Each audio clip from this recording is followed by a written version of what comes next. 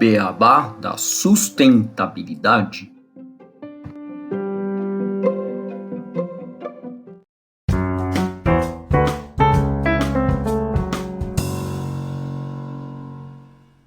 Bem-vindos ao podcast O Beabá da Sustentabilidade. Este é o episódio 136, O Beabá dos Produtos Sociais. E para a gente conversar sobre esse tema hoje aqui no podcast, eu e o Renato Gatti, a gente vai receber a Vanessa Henriques, que é gerente executiva do Instituto MOL. Vanessa, Renato, tudo bem com vocês? Tudo certo, Gustavo. Prazer estar aqui. Olá, Gustavo, e olá, Vanessa, tudo certo por aqui também? E um prazer estar recebendo você aqui, Vanessa, no nosso podcast, para a gente conversar um pouquinho sobre essa cultura da nutrição, sobre produtos sociais. Tenho certeza que vai ser uma conversa deliciosa que você tem muito a trazer aqui para os nossos ouvintes. Obrigada, o prazer é meu. Bom, e só para fazer uma pincelada sobre o tema, antes da gente trazer a Vanessa para a entrevista, vamos falar um pouquinho sobre os produtos sociais, né? Então, normalmente, um produto ele é criado para gerar renda para o seu produtor e para a cadeia de venda desse produto, além de atender, claro, uma necessidade de consumo. Um novo sabão em pó, por exemplo, ele gera valor para a indústria que o produz, para as lojas e para os mercados que o vendem. Já em relação à necessidade de consumo, esse sabão em pó ele existe para lavar roupas em máquinas específicas. Ele pode ser um modelo específico de sabão que tem sido criado para roupas claras, por exemplo, né? Já um produto social, além do que já foi mencionado, ele também busca atender uma demanda ou uma causa social, ou seja, a venda e o consumo desse produto também visa auxiliar em uma causa específica. Para entendermos, nada melhor que exemplificar. Então, um exemplo de produto social são os produtos que são gerados para gerar renda para uma determinada comunidade, que sem esse produto não consegue ter uma renda decente. Um belo exemplo são as roupas criadas pelo projeto Costurando Sonhos, que é um projeto que ensina pessoas em vulnerabilidade o ofício da costura. Mas esse projeto fica na comunidade Paraisópolis, em São Paulo. Mas esse projeto ele não só ensina, como ele também produz as coleções de moda e as vende. Então os produtos dessas coleções a gente pode chamar de produtos sociais. A nossa entrevistada de hoje, que é a Vanessa, que é a gerente executiva do Instituto MOL, essa instituição que recentemente lançou a segunda edição do Guia MOL de Produtos Sociais. Vai aí, Renato, trazendo a Vanessa para a conversa, então. Boa, Gustavo, obrigado pela introdução. E, bom, como você citou aí bem, né, um pouquinho sobre os produtos sociais, mas a gente está com a Vanessa, né, que é especialista aqui no tema, gerente executiva no Instituto MOL, e igual o Gustavo comentou, lançou recentemente a segunda edição do Guia MOL de Produtos Sociais. E aí, já, né, Vanessa, chamando você para a nossa conversa, antes da gente falar sobre um pouco mais sobre produtos sociais, né, sobre esse guia também, o ranking criado pelo Instituto, queria que você nos contasse um pouco mais sobre você, sobre sua história e também sobre o Instituto MOL, né? Qual que é a missão do Instituto, a história, enfim, para que nossos ouvintes possam conhecer e a gente depois ir se aprofundando nesse tema. Legal, então vamos lá. Bom, eu sou Vanessa, eu já trabalhei com muita coisa. Eu sou formada em Relações Internacionais, mas na verdade eu já trabalhei um pouquinho com Relações Internacionais e um pocão com outras coisas. Já fui funcionária pública, mas enfim, acho que a experiência mais marcante que eu tive é que eu migrei para o jornalismo. Eu trabalhei por muitos anos num grande jornal aqui de São Paulo. Então eu me especializei bastante nessa área de comunicação. Então esse foi algo que eu sempre fiz bem, sempre gostei de fazer, escrever, né? Agora hoje em dia eu falo muito, mas normalmente eu só escrevia. E aí depois, em 2020, em plena pandemia, eu já estava querendo sair de redação, já era um ambiente que não estava mais me agradando, que é um ambiente bem pesado, bem difícil. E aí eu encontrei uma vaga na editora MOL, né, que talvez alguns ouvintes conheçam, mas acho que vale dizer. A editora MOL, ela é uma editora focada em produtos sociais, né, um tipo de produto social, que é um produto sócio-editorial. Então, muitas publicações talvez você já tenha visto por aí, em grandes redes varejistas, farmácias, lojas de pet shop, enfim, a gente tem uma infinidade de parceiros pela editora MOL que vendem produtos geralmente impressos, né, livros, calendários, revistas, nessas grandes redes, gerando um valor, a maior parte, né, do valor ali, do lucro, né, dessa produção, sendo doados para organizações sociais. Então eu achava esse modelo muito incrível, eu gostava muito do conteúdo da MOL e fiquei super feliz quando eu entrei para trabalhar na editora. Mas logo que eu comecei a trabalhar na editora, o Instituto MOL ele estava nascendo, e desde o dia 1 eu já trabalhei com projetos no Instituto, então na prática eu já comecei no Instituto, se você for olhar ali, né, o dia a dia, que é o braço social da editora MOL. Então o Instituto ele surge para usar muito dessa expertise da editora de comunicação, então de saber conversar com diferentes públicos, de falar sobre diferentes assuntos, mas voltado para fortalecer o que a gente chama de cultura de doação no Brasil, porque a gente entende que o brasileiro ele é solidário, mas ele tem também uma coisa, ele doa muito em momentos de emergência, em momentos de grande comoção, em momentos muito específicos, né? Então, se tem ali uma enchente, se tem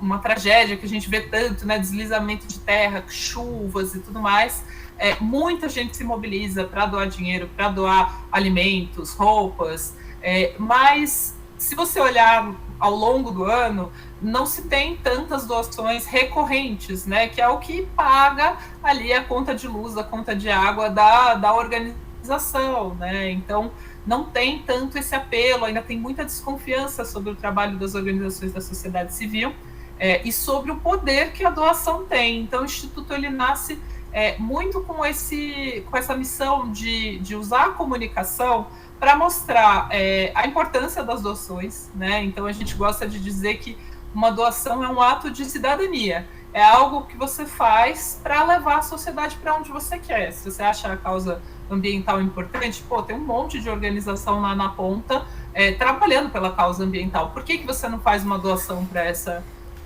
organização, né? E a gente gosta de trazer uma coisa mais lúdica, uma coisa mais atrativa, porque às vezes a doação tem ali aquele aspecto muito triste, né, muito sofrido, de nossa, estou pedindo doação, e não, a gente quer mostrar que a doação é um ato até de poder de quem está doando, poder de quem está recebendo, né, é dinheiro bom, é dinheiro livre, que a organização pode usar tanto para projeto quanto para manter as contas, porque todo mundo precisa pagar contas, né? Acho que a gente vê muito inscrição em editais, que são coisas que já são ali atreladas a um projeto, elas são muito engessadas, e uma organização tem que pagar RH, né? Tem que pagar uma série de coisas. Então, ter doadores, ter uma grande base de doadores é muito importante para qualquer organização da sociedade civil.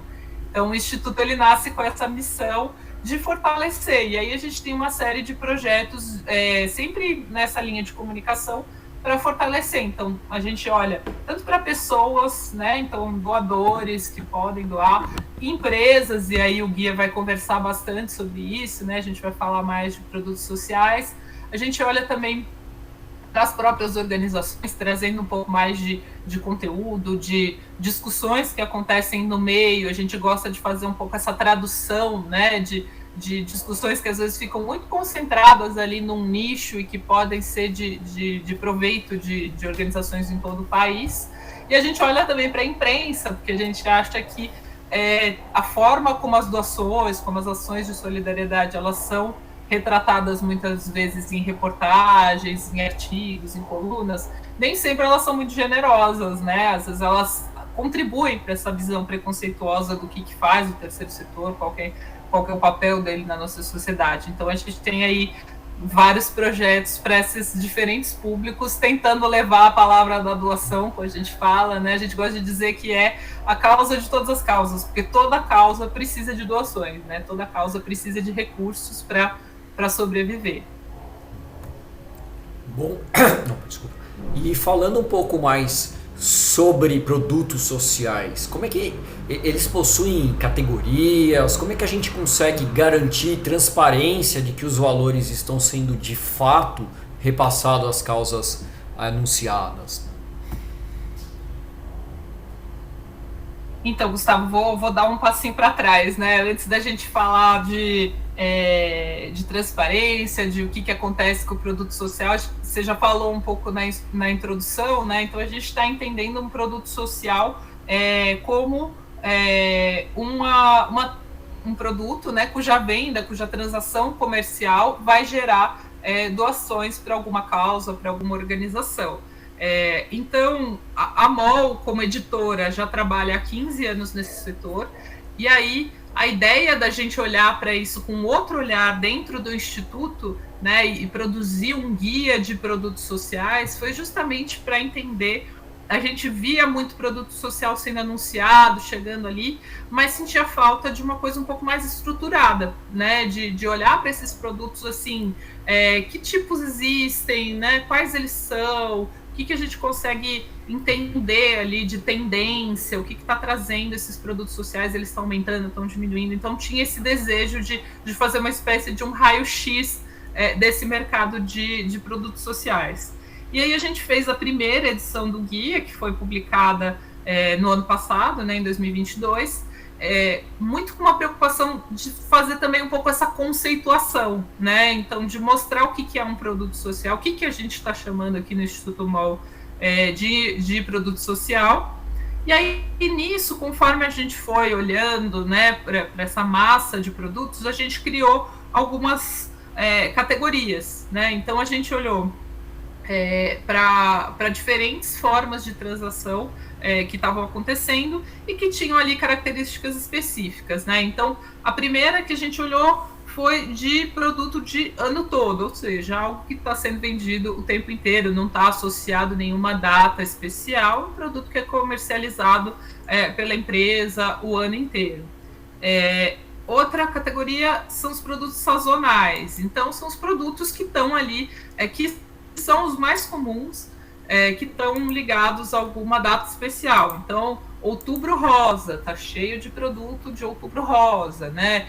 O mês do orgulho LGBT, que é junho, também você vê bastante produto do arco-íris, né? Então, tem ali algumas datas que surgem produtos em edição especial, digamos assim, para arrecadar recursos para alguma causa. Um outro aspecto é o do negócio social, que é até o caso da MOL, né, da editora MOL, que é um negócio que já nasce com o propósito, né, com a intenção de gerar impacto social. Então, é um tipo de produto que já tem essa pegada, que já tem esse propósito, não é uma grande indústria, uma grande, né, varejista que coloca ali um produto. Não, ele já nasceu, já é uma marca que tem esse olhar para o impacto social e que quer colocar produtos com essa proposta. Uma outra coisa que está crescendo bastante, ainda mais que hoje em dia quase ninguém mais usa dinheiro, quase ninguém não, né? Mas na nossa bolha ali, muita gente já não usa dinheiro em espécie, né, em papel, é a doação transacional, que muitas vezes está ligada a meios de pagamento. Então, você tem ali algum programa, alguma coisa que já está ligada ao seu cartão. Então, quando você passa ali no débito, ele já gera uma doação, né? Então, não está ligado a um produto específico, mas é uma forma, um meio de pagamento. E, por último, a gente tem os produtos do terceiro setor. E aí, até vale a ressalva, né? Tudo que eu estou falando antes são produtos de empresas, né? E quando eu coloco um produto de terceiro setor, às vezes é a própria organização que cria um produto justamente para captar recursos para o trabalho dela, né? Que é bem comum também, a gente vê bastante, tem algumas que fazem isso há muitos anos, que criam produtos ali no portfólio dela, que não é só para o doador, não é um brinde, né? É realmente um produto comercializado. Isso tudo que eu falei, a gente está chamando de produto social. E aí, além disso, a gente também identifica algumas outras categorias, que é o que a gente está chamando de produto relacionado à causa. Então, às vezes, tem um produto que chama atenção para alguma causa, né? Sei lá, conscientiza, tem uma frase de efeito, sei lá, uma camiseta muito bonita com uma frase de efeito, né? Salve a Amazônia. Mas ela não está gerando doação para a Amazônia, né? Para alguma organização que trabalha na Amazônia. Mas é um tipo de produto que está ali relacionado, né? Que usa esse marketing de causa de alguma forma na sua proposta. Na primeira edição do guia, a gente olhou para produtos de diferentes tipos, inclusive relacionados à causa. Agora, nessa segunda edição, a gente já estava ali com uma boa quantidade de produtos e a gente falou, não, agora dá para a gente trabalhar só com produtos sociais dentro dessas 5 categorias que eu coloquei. Então, foi por aí que a gente olhou. Com relação à transparência que você colocou, como saber se é doado ou se não é doado? Bom, primeiro a gente tem que ter um exercício de confiança, né? A gente não tem como ir atrás e olhar, tanto que o próprio guia que a gente criou, a gente olha para a comunicação, a gente quis olhar para o que o consumidor olha, né? Então, o que ele vê quando ele pega o produto na mão, quando ele vê o produto no site. Então, essa proposta de doação vai doar 100% do lucro, vai doar 1/3 da receita, enfim, ter ali uma informação sobre o que vai ser feito, para que organização vai ser doado. E a gente olhou também um pouco para como que eles prestam contas disso, né? Então, a marca publica depois, olha, foi doado 50 mil reais para essa organização, né? Onde eu encontro essa informação? A gente poderia ter olhado para a cadeia, mas isso, enquanto um instituto pequeno, né, é muito difícil fazer um estudo tão grande, né, 50 produtos, como é que eu vou olhar a cadeia de 50 produtos? Não era possível, infelizmente, né, dentro da estrutura do nosso instituto, e a gente poderia também olhar para o impacto social, que é o que vem depois, mas que também é algo que tem uma mensuração muito própria, né, e a gente também não tinha braço para olhar para isso. Então a gente olhou para esse miolo, digamos assim, do produto, que é o que o consumidor vê. E a transparência é um dos pontos que a gente acha que são um dos mais críticos, né? Olhando para essa análise, a gente olhou para 60 produtos na segunda edição, 50 produtos na primeira, né? Então a gente percebe que a marca cria a campanha, ela faz uma embalagem legal, ela coloca ali para vender, faz um site bonito, colorido, explicativo, tudo certinho. Mas a grande maioria das marcas não volta para contar quanto que foi arrecadado, o que foi feito com esse valor, né? Foi para uma oficina, né? Foi para, não sei, fazer um reparo ali na sede, né? Foi, né, para dar aula, né? Pagar um professor para dar aula numa organização, né? Então tem tantos usos possíveis desse dinheiro. E a gente bate muito nessa tecla que é importante você prestar contas, você dizer o que está sendo feito com esse dinheiro, porque senão o brasileiro ele já tem uma desconfiança com relação à doação. E aí, se você não conta para ele o que foi feito, ele vai ficar, vai saber se doa mesmo, né? Então, por isso que a gente bate muito nessa tecla, né? Não duvido da idoneidade de nenhum produto, mas eu quero ver, né? Eu quero também, enquanto consumidora, eu quero receber essa informação, eu quero comemorar junto, né? Muitas vezes não é só uma questão inquisidora, né? Eu quero saber quanto é que foi, né? Se os meus 10 reais foram doados. Muitas vezes a pessoa quer comemorar junto, falar, poxa, que legal, eu comprei essa camiseta doou 50 mil para uma ONG que eu gosto, que eu acredito no trabalho dela, né? Então também tem muito isso de trazer para perto esse consumidor, deixar ele comemorar junto, né? E inclusive assumir publicamente, poxa, esse produto arrecadou muito, arrecadou pouco, né? É importante ter essa transparência para a gente avançar quando a gente fala de um produto social impactante, relevante.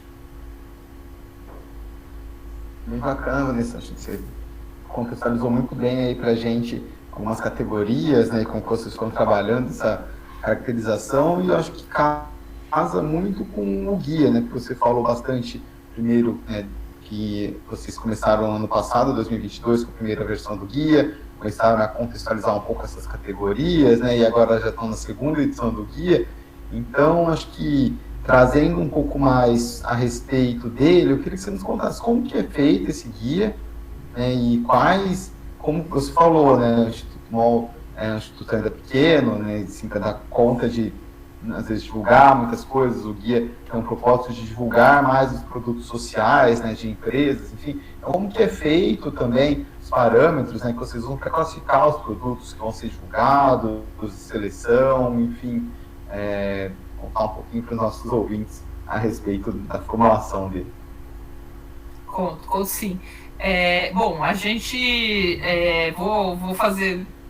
Vou falar de todas as etapas, mas não vou me aprofundar muito, porque tudo isso está bem descrito, tanto na publicação, quanto no site.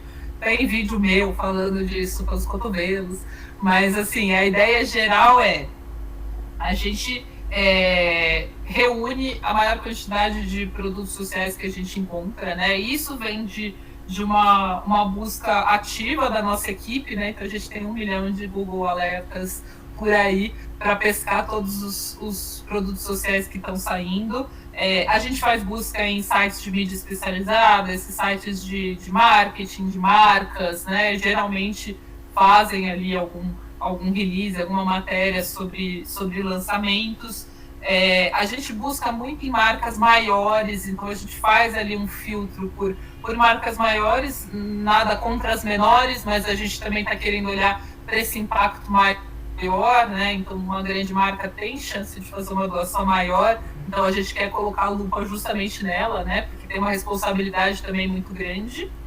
E com relação como a gente começou ali na primeira edição, nessa segunda também a gente buscou ativamente quem participou da primeira, será que fez um produto social nesse ano, né? E aí a gente foi ali criando uma grande planilha, né? um grande conjunto de produtos, né? Para vocês terem uma ideia, na primeira edição a gente listou 143 produtos, depois a gente faz uma filtragem, né? Esse produto é social mesmo? Não é, tudo mais, é uma campanha, foi só uma ação, não é um produto. Então a gente faz ali uma triagem desses produtos. Na primeira edição a gente foi de 143 para 50, agora nessa segunda a gente foi de 170 para 60. Então a gente faz ali um pente fino desses produtos. Aliás, o nosso sonho é que as pessoas se inscrevam, que as marcas se inscrevam, porque aí a gente recebe a informação com muito mais detalhe, porque a gente vai caçando, né? Caça post em rede social, caça no site, vê na própria gôndola, né, os produtos. Então, a gente faz isso muito ativamente. O nosso sonho dourado aí para o futuro do guia, que a gente já está começando a construir agora, a gente abrir um formulário para as marcas se inscreverem, porque a gente acha que isso vai trazer também uma qualidade desse dado que a gente analisa, que hoje ele é bem vida real, porque a gente pega ali o que o consumidor conseguiria, mas que ele pode ficar ainda melhor, né? A gente pode ter acesso a mais informações. Então a gente pega essa grande quantidade de produtos, filtra ali, né? Deixa ali, bom, beleza, tudo isso é produto social, são esses. O que a gente faz? A gente tem um pesquisador que cria uma ficha, né? Então ele vai atrás de todas as informações do produto. Qual que é a marca, que organização doa, qual que é a porcentagem, né, que a gente chama de proposta de doação, né? Ele vai doar 10% do lucro, 100% do lucro, então olhar para essa proposta, tudo que a gente encontra de informação publicamente sobre esse produto. Passada essa fase, a gente vai para uma fase de cliente oculto, que a gente chama, né? Então, um pesquisador entra em contato com a marca. Esse ano a gente foi muito na DM do Instagram, né? Que é um clássico agora, né? Todo mundo quer falar com as marcas, né? Tem uma proximidade ali e tal. Então a gente entra em contato com o saque, e-mail, DM de Instagram, enfim, redes sociais, para falar para a marca. Fala assim, se coloca como um consumidor, falando, queria saber mais sobre essa iniciativa, né? Onde eu encontro mais informações, quanto que vocês doaram, enfim, a gente tem ali um questionário para passar para a marca, recolhe essas informações e, por último, a gente tem uma etapa de contato com áreas de marketing, assessoria de imprensa. Então, a gente faz um contato oficial com a marca, a gente dá a chance dela dar a versão dela, né? Então, aí a gente pergunta, olha, quanto que foi, quanto que não foi, tira todas as dúvidas, tem ali um questionário padrão, e aí a gente tem todas essas informações na mão para começar a fazer a análise. E aí a análise a gente vai atribuindo pontuações, que está bem explicado ali dentro da publicação, a gente vai atribuindo pontuações para 4 critérios, que é a proposta de doação, então isso que eu falei, né? Quanto que vai ser doado, em que situação, para quem. A apresentação, então, como que esse produto está sendo colocado ali no site da marca, está conversando com o discurso da marca, né? É laranja com banana ou não, tem a ver, né? É uma marca verde que traz um produto verde, né? Então, para olhar um pouco para essa apresentação do produto, a gente olha para a prestação de contas. Então, quem está colocando isso tanto publicamente quanto respondendo quando a gente pergunta, seja cliente oculto ou via imprensa, e se está disposta a atender dúvidas, né? Então, se ela atende quando alguém entra em contato, seja como consumidor, seja como assessoria de imprensa. Então, a gente cria uma pontuação e chega num ranking de 1 a 5 estrelas. No primeiro guia, a gente parou por aí. Aí, no segundo guia, a gente incrementou. A gente pegou esses produtos 5 estrelas de todas as categorias, né, das 5 categorias, e a gente montou um júri, né? Então, a gente chamou especialistas da área de marketing, que estão, assim, acostumados, jurados em Cannes e tudo mais. Então, pessoal que transita muito nesse mundo da publicidade, que tem muita propriedade para falar de produto. A gente montou esse júri e aí eles escolheram os melhores produtos de cada categoria. Então, esse ano a gente tem ali marcas vencedoras de cada uma das categorias. A gente quis dar esse salto para dar mais visibilidade. A gente quer jogar o jogo da publicidade. A publicidade adora um prêmio. Não vejo nada de errado nisso, né? Então, acho que foi legal para trazer também mais atenção. E a gente já sentiu que da primeira para a segunda edição já chamou mais atenção. As marcas se apropriaram mais desse resultado, colocaram nas suas próprias páginas, no seu LinkedIn ali, que, poxa, fomos ganhadores da categoria e tal. Então, foi bem legal ver essa recepção, olhando, as marcas estão ficando um pouco mais atentas aí, que tem alguém de olho nelas quando fala de produto social. Então, esse é o básico ali da metodologia. Legal. E em relação a esses resultados, você podia falar um pouco pra gente quais que são as principais iniciativas e produtos desse ranking que vocês tiveram no ano passado, esse segundo relatório? Posso citar marcas? Sim. Tá liberado. Sim, liberado. Então tá bom.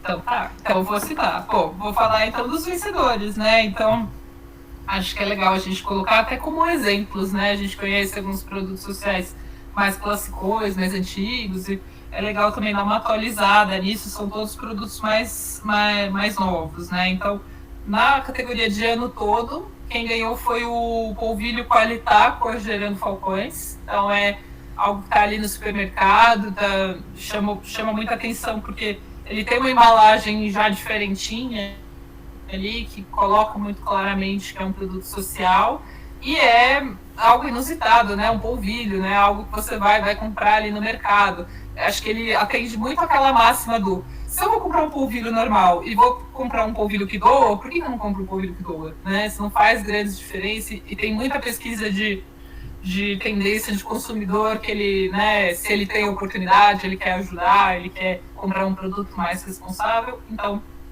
esse polvilho, ele se encaixa muito nessa proposta. De campanha sazonal, né, então aquilo que eu falei aqui em diferentes épocas do ano, ficou a vodka Absolute Pride.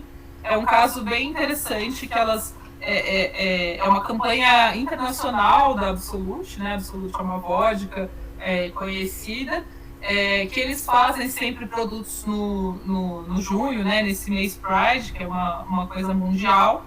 E eles, como beneficiários, estava a Casa 1, que é uma organização bem conhecida, e também casas de ballroom, é uma coisa muito específica, né? São espaços de acolhimento de pessoas LGBT. Então, são espaços de segurança mesmo, que as pessoas podem se expressar, criar amizades. E é bem interessante, porque isso é uma vitrine para outro aspecto que a gente acha importante, que é uma marca grande emprestando o holofote dela para uma organização que não é pequena, uma organização que é pequena, né? Então, é um pouco de abrir espaço, né? Abrir esse palco para uma organização. O produto social, ele apresenta muitas vezes uma ONG para alguém que não conhece, né? Tem muitos produtos que são feitos com as organizações maiores, mais conhecidas, mas é muito legal também usar isso para para dar visibilidade para algo pouco conhecido. Na categoria de negócio social, a ganhadora foi a Eusaria, que é uma marca de Salvador, de roupas, de camisetas, tem umas camisetas lindíssimas, que estava doando para o Instituto Aliança, que trabalha com educação.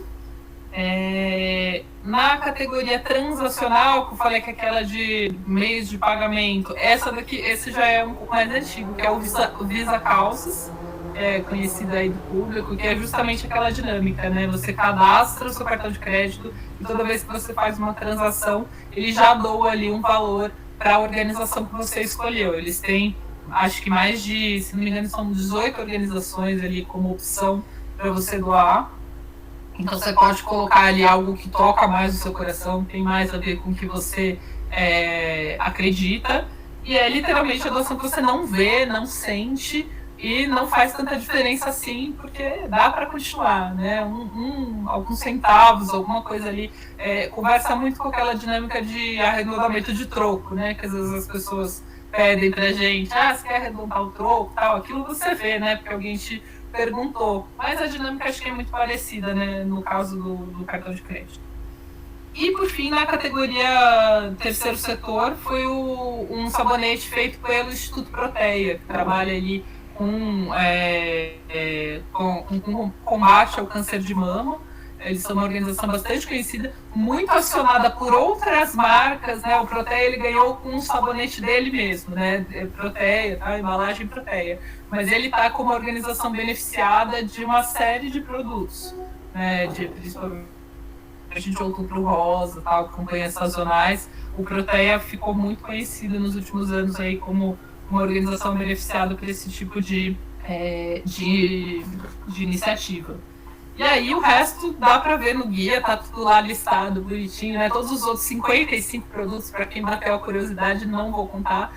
Vai lá, baixa, que você vai ver, mas a gente tem aí produtos 5, 4, 3 e 2 estrelas. Nesse ano a gente não teve produtos 1 estrela, e acho que isso até é uma evolução, assim, do primeiro ano do estudo que a gente teve para esse segundo, porque acho que melhorou muito, principalmente no critério de proposta, né? Eu acho que a gente pegou na primeira edição ainda muito esse momento de pandemia, que a marca queria fazer alguma coisa, mas ela não pensava tão bem, assim, né? Ficou muito mais com cara de uma ação do que algo estruturado, realmente pensado e tudo mais. Tinha coisa que ficava ali muito confusa, muito atropelada, você via e não conseguia entender para quem que ia doar, quanto que ia doar e tudo mais.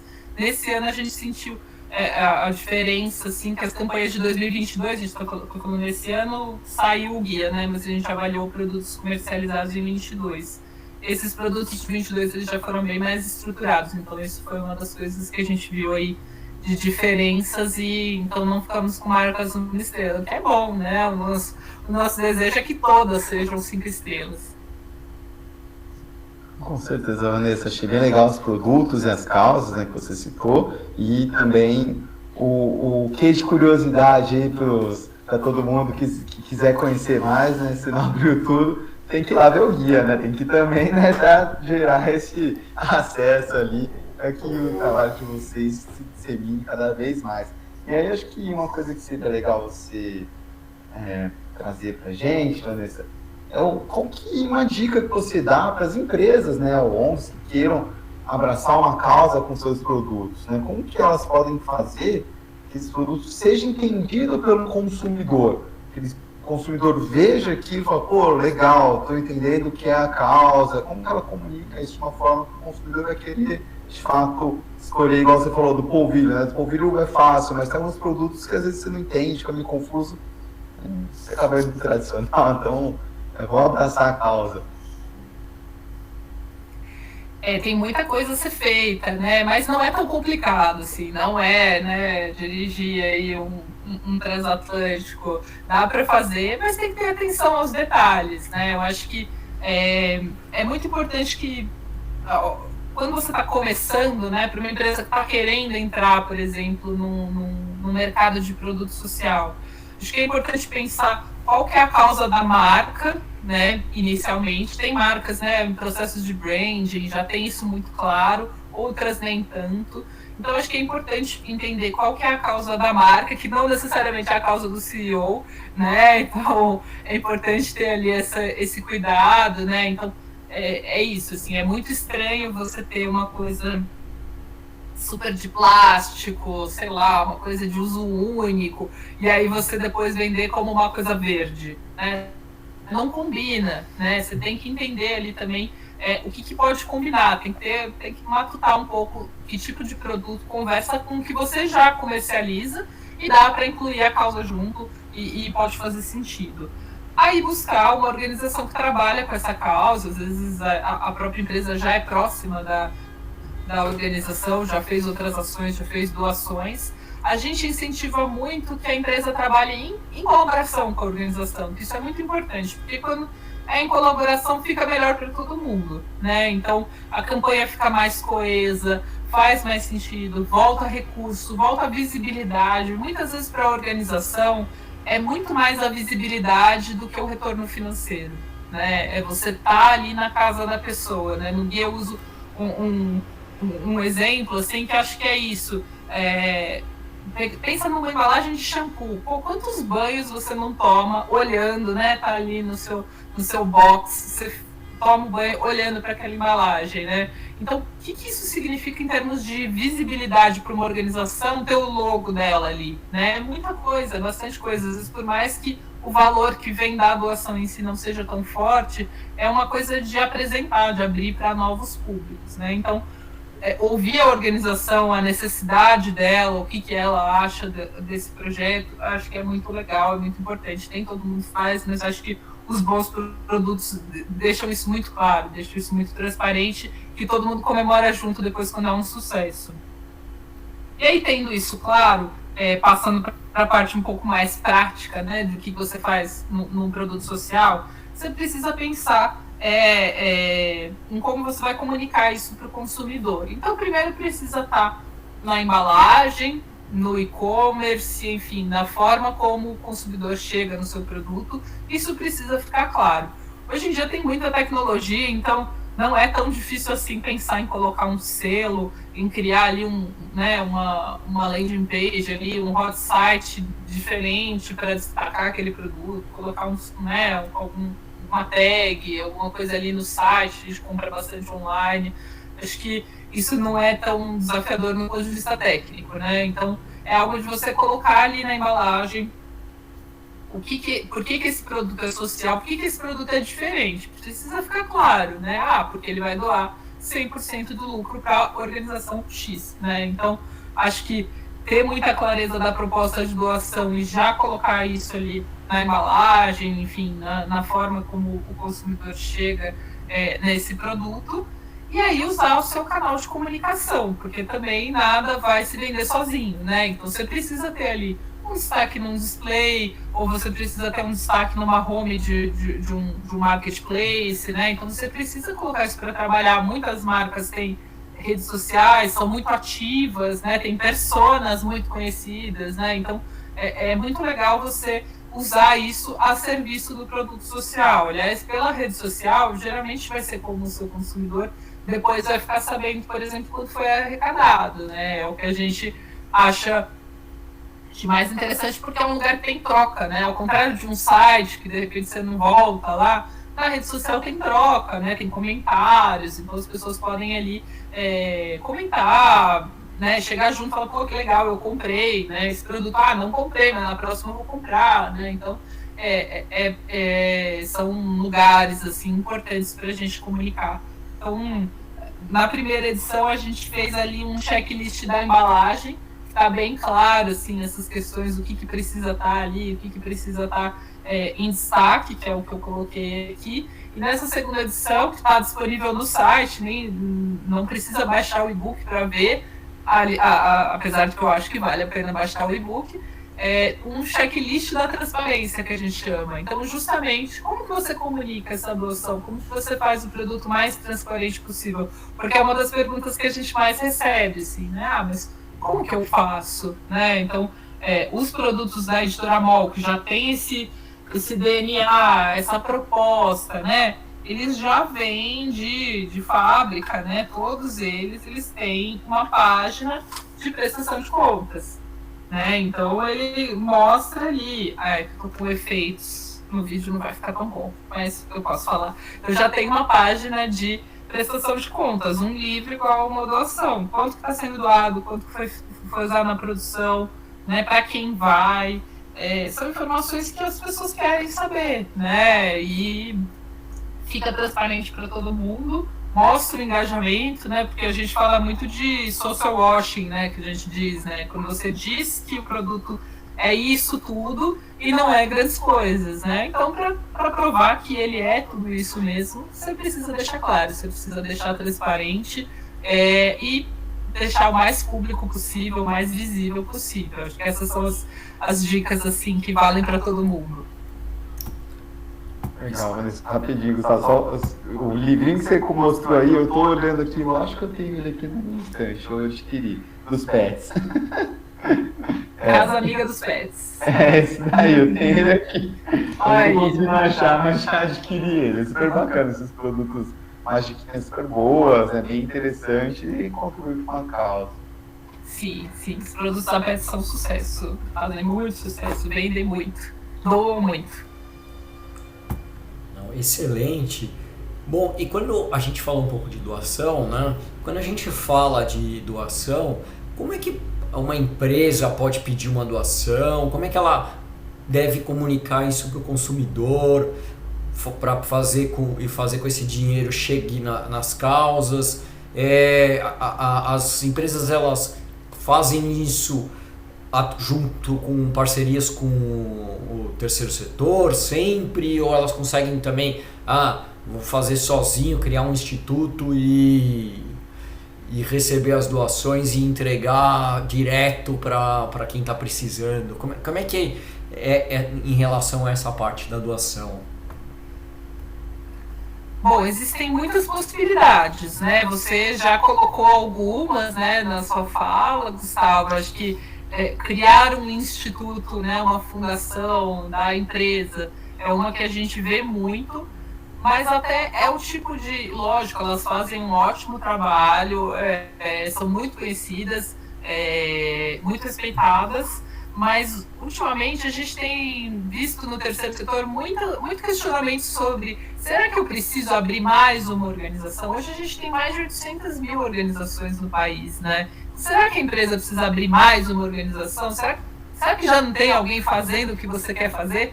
Né? Eu acho que isso é uma pergunta a se fazer, né? O quanto você consegue fortalecer uma organização que já está lá, que já tem uma estrutura, que já tem um público, ao invés de criar uma do zero. Mas, lógico, criar uma fundação, criar um instituto é uma forma de doar, de devolver à sociedade, que uma empresa pode adotar. Sobre doações, aí assim, doar sempre atrelado a uma organização fica muito mais fácil, fica muito mais transparente, né? Então, se ela está fazendo uma doação, o produto social fica muito claro ali, né? Se ela trouxer o logo, colocar ali, mas muitas empresas fazem doações diretas para organizações, e acho que também é algo que é possível, é previsto, faz sentido, é muito bom.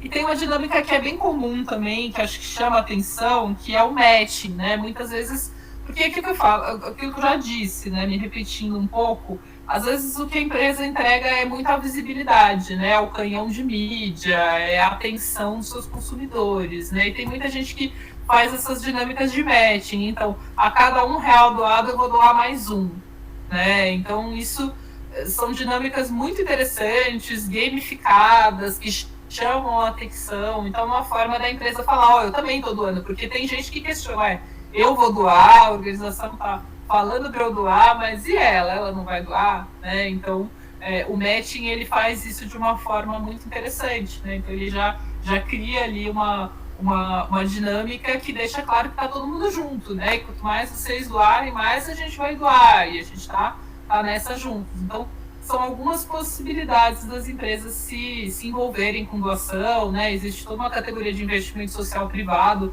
que aí eu não sei falar com tanta propriedade, mas tem muitos especialistas que conseguem falar sobre isso.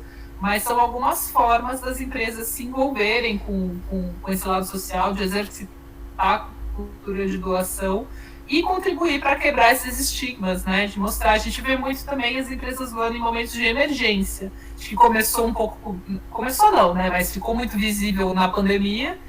E depois, sei lá, quando a gente teve enchentes em São Sebastião, a gente viu muita marca se envolvendo, também doando, incentivando as doações. Isso está ficando só um pouco um legado da pandemia, que a gente não via tanto, né? As pessoas incentivarem, as marcas incentivarem doações para uma organização específica, né? Isso é algo que está mudando para melhor, eu acho, né? É algo que está ficando mais visível e que conversa muito com esse momento, né? Do ESG, do propósito, né? E que o consumidor não está aceitando mais qualquer coisa, né? Ele quer ver envolvimento, ele quer ver na prática, né? E ele quer que a empresa também esteja atenta ao que está acontecendo no mundo, né? Então eu acho que isso é uma modalidade também que vem ganhando mais atenção e que é bom, mostra que as empresas não são ilhas, né? Elas não estão isoladas, né? Está todo mundo ali impactado por alguma coisa, ela também está e ela também está contribuindo de alguma forma, para ficar em alguns exemplos.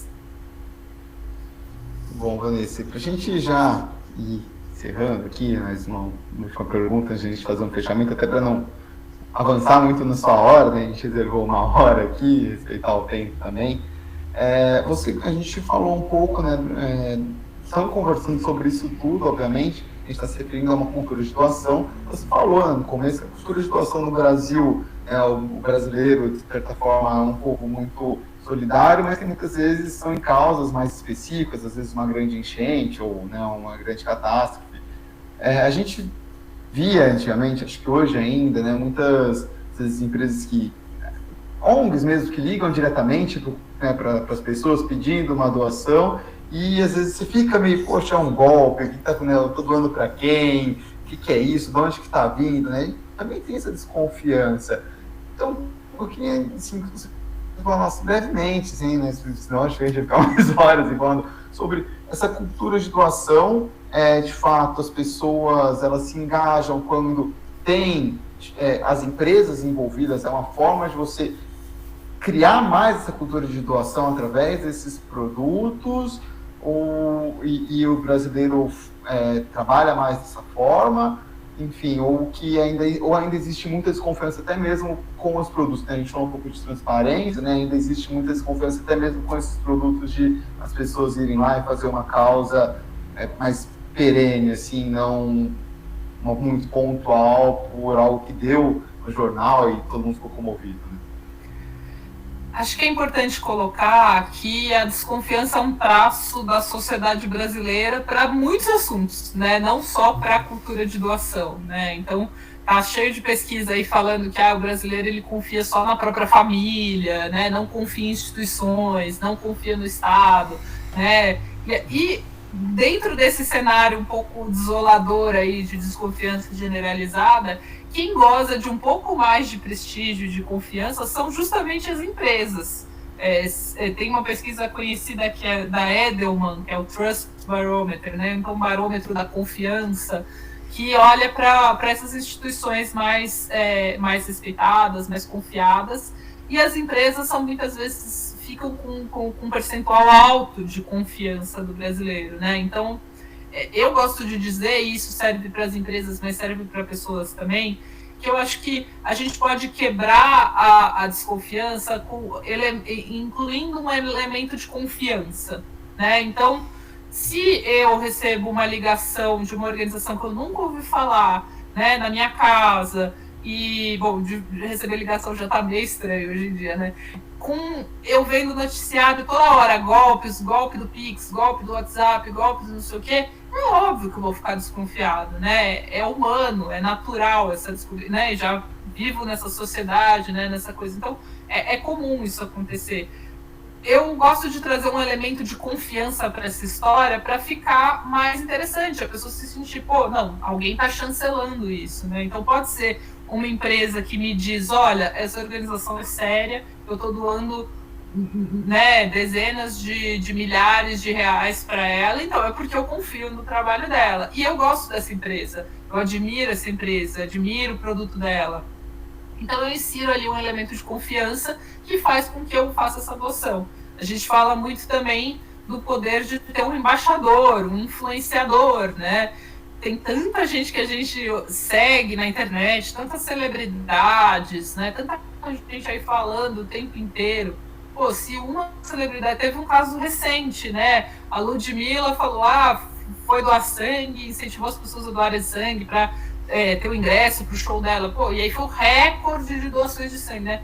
Pô, as pessoas têm muita influência, né? E isso pode ser a Ludmilla e pode ser o Renato e o Gustavo, entendeu? Quando você insere um elemento de confiança, você é mais influente do que você imagina, assim, né? Então, você dizer... Tem muita gente que faz, festa de aniversário solidária, né? Não me dê um presente, eu já tenho tudo que eu preciso, né? Eu quero que você faça uma doação para essa organização. Eu falo, pô, legal, eu sou amiga dessa pessoa, ela tá indicando, vou fazer, né? Então, eu acho que isso é uma forma da gente quebrar um pouco desse cenário de desconfiança geral, trazendo ali uma nova oportunidade das pessoas se envolverem com causas sociais, com as organizações da sociedade civil que fazem um trabalho muito bom e injustamente criticado, né? Muitas vezes alvo de muito preconceito. Então, acho que...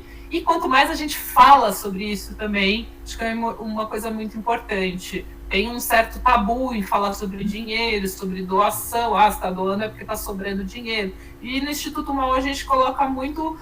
que é importante falar que doação pode ser assunto da mesa de jantar. A gente não precisa... Se a gente falar do tênis novo que eu comprei, do meu celular de última geração, por que a gente não pode falar, né, da última doação que eu fiz, né, do último ato generoso que eu fiz, né? Pô, que coisa legal, né? Coisa... Quem vai ser contra isso, né? Então a gente quer justamente estimular mais conversas, estimular que as pessoas falem sobre doação, sobre os seus atos generosos e que sejam porta-vozes das causas que elas acham importante. Então esse aqui é o nosso papel, nossa missão. Eu acho legal você ter falado disso. Eu lembro de uma situação, quando eu trabalhava numa grande empresa, que em determinada época do mês a gente recebia a cada 15 minutos uma ligação diferente de uma instituição diferente pedindo doação para a pessoa, né? Então você se comprometia com uma, mas você tinha aquele monte de... E aí o que eu acabava percebendo é que a maneira que eles faziam não era tão efetiva, porque tinha uma concorrência muito grande entre as ONGs, entre as instituições, pelo mesmo doador, né? A gente precisaria ver uma maneira de interagir ou de algo maior para conseguir que o doador chegar a mais doadores e dividi-los entre as instituições, né? Somos 220 milhões de habitantes, né? Tem bastante doador no Brasil, né? Realmente, acho que tem diferentes técnicas de captação de recursos, de falar com os doadores, umas mais acertadas, outras menos, outras que funcionam para uns, não funcionam para outros, né? Então, tem uma série de técnicas, mas, de fato, se a gente tiver um conjunto maior de doadores, isso fica menos, né, recorrente, insistente, e às vezes você não quer doar, tudo bem, acontece, mas acho que a gente pode aumentar muito mais essa quantidade de doadores para formar uma nação doadora, que é o que a gente diz que é o nosso sonho, né, construir uma nação mais doadora. Vanessa, legal, muito bacana conversa aqui, e a gente já está, infelizmente, chegando ao fim. Gostaria de ficar papeando mais horas ali com você, mas a gente tem que respeitar o tempo, né? Até para os nossos ouvintes aqui também, no podcast. E para a gente fechar, eu queria pedir só para você deixar uma mensagem final a todos que estão nos escutando sobre esse tema de cultura de doação e também, né, se você quiser falar um pouco mais como buscar o Instituto MOL, quem queira enviar produtos, redes sociais também, um momento aí para divulgar também a ação de vocês. Fica à vontade. Vou usar meu momento merchan. Bom, eu acho que uma coisa que a gente gosta muito de falar aqui no Instituto MOL é que o primeiro passo para você se envolver com uma causa social, com uma organização da sociedade civil, é saber qual que é a causa que toca seu coração. Então eu vou deixar aqui como sugestão, para quem não conhece, para quem não fez, existe um teste que chama Descubra Sua Causa, descubrasuacausa.com.br. É justamente um teste BuzzFeed para você fazer e descobrir qual que é a coisa que mexe mais com o seu coração. Esse foi um trabalho que a gente fez aqui no Instituto MOL, né? Na verdade, ele já existiu, o teste, ele é de criação do IDES, e a gente reformulou ele, relançou no ano passado, com essa nova roupagem, e ele traz ali uma dinâmica muito, muito gostosa de fazer, para você descobrir qual que é a sua causa. Depois que você descobre a sua causa, fica muito mais simples de você prestar atenção para que organizações estão trabalhando com isso, que pessoas que você segue, influenciadores, familiares estão trabalhando com essa causa. Tudo começa quando você conhece a sua causa. Então eu vou deixar o convite para vocês acessarem o Descubra a Sua Causa no site do Instituto MOL, que é institutomol.org.br, @Instituto MOL no Instagram e no LinkedIn. Vocês encontram mais detalhados todos os nossos projetos. A gente tem também um podcast, que é o Que Se Faz, O Que Se Doa, que está nas principais plataformas, e principalmente o Guia MOL de Produtos Sociais. A URL é meio grande, mas eu vou falar aqui para vocês, guia de produtos sociais.institutomol.org.br. Se você jogar no Google também, Guia MOL de Produtos Sociais, vai aparecer, tem que aparecer como primeiro resultado. Então eu convido vocês a fazerem a leitura desse material. Se você chegou até esse episódio é porque é um assunto que te interessa. Então é gratuito, pode ser espalhado, a gente quer que ele seja espalhado para o máximo de pessoas possível. Então eu convido vocês a fazerem a leitura e ficarem atentos e comprarem produtos sociais quando vocês estiverem no supermercado, numa loja, num site. Ficarem atentos aí às oportunidades de doação. A gente quer que tenha sempre muitas oportunidades de doação para a gente colocar no dia a dia. E obrigada Renato, obrigado Gustavo pelo espaço, e até a próxima. A gente agradece, Vanessa, toda a contribuição e conversa. Tenho certeza que quem está nos ouvindo aqui, como você falou, é porque é um tema que toca a pessoa, e então com certeza está gostando muito e vai seguir as páginas, vai buscar o Instituto MOL, vai fazer o teste. Eu já abri aqui para não conhecer a página, já abri aqui o teste, vou fazer depois o meu para descobrir a minha, super bacana. E agradecer mais uma vez a participação de vocês, sempre bem-vindos para retornarem sobre esse tema, né? Acho que é um tema que a gente pode discutir cada vez mais.